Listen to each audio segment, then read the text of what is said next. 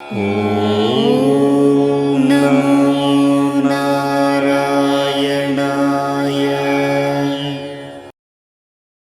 லட்சுமி கடாட்சி நேயர்கள் அனைவருக்கும் வணக்கம். இந்த பதிவில் திருவோணம் பற்றி பார்க்கலாம். முதலில் அனைவருக்கும் திருவோண வாழ்த்துக்கள் தெரிவித்துக் கொள்கிறேன். இந்த திருவோணம் என்பது எப்படி எனில் சுருக்கமாக முடித்து விடுகிறேன். அதாவது எப்படி என்றால், பகவான் மகாவிஷ்ணு வாமன அவதாரம் எடுத்து வருகிறார். வாமன அவதாரம் அதாவது குள்ளமான உருவம் எடுத்து வந்து இந்த பூலோகத்து மகாபலியிடம் யாசகம் பெற செல்கிறார். ஓங்கிய உலக வளர்ந்த உத்தமன் அவன். ஆண்டாள் பாடியுள்ளார், ஓங்கி உலக வளர்ந்த உத்தமன் பேர் பாடி என்று. யாக சாலைக்கு சென்று யாசகம் கேட்கிறார்.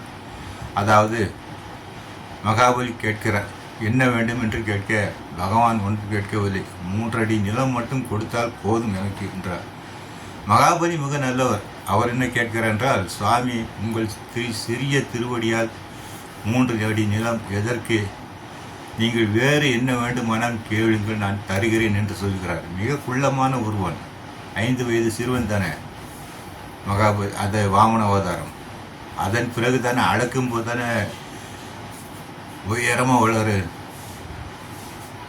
உத்தமன் பேர் பாடி நாங்கள் நம் பார்வைக்கு சாற்றி நீர் வருது. பார்த்தீங்களா, எல்லாமே நல்ல உத்தமன் அவதாரம் இந்த வாமன அவதாரம். எனக்கு வேறு எதுவும் வேண்டாம். மகாபலி ரொம்ப நல்ல தேசிப்பட்ட பிறவிலாம் கிடையாது, தெய்வாம்சம் பொருந்திய பிறவி. அதாவது பிரகலாதனுடைய பேரன். அப்போன்னா அந்த எந்த அளவுக்கு ஒரு புண்ணியம் பண்ணியிருந்தால் அப்படி ஒரு பாக்கியம் மகாபலி கிடைக்கும்.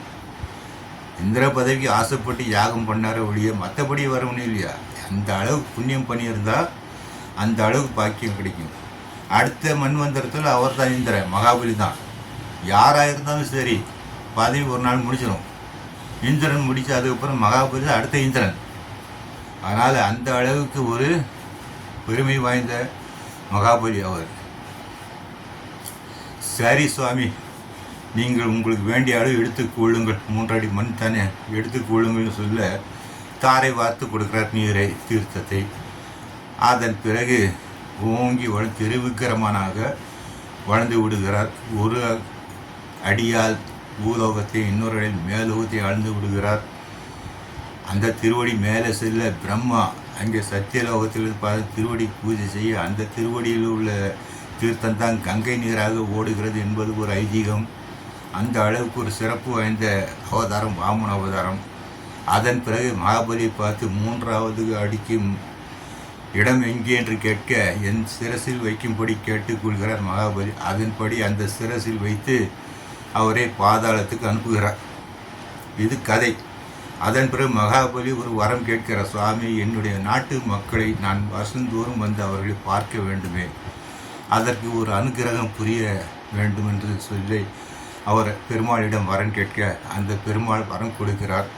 நீ ஒவ்வொரு வருஷம் திருவோணத்தன்று நீ உன்னுடைய ஊருக்கு உன்னுடைய நாட்டு மக்களை எல்லாம் பார்த்து விட்டு செல்லலாம் என்று ஒரு வரம் கொடுக்கிறார்.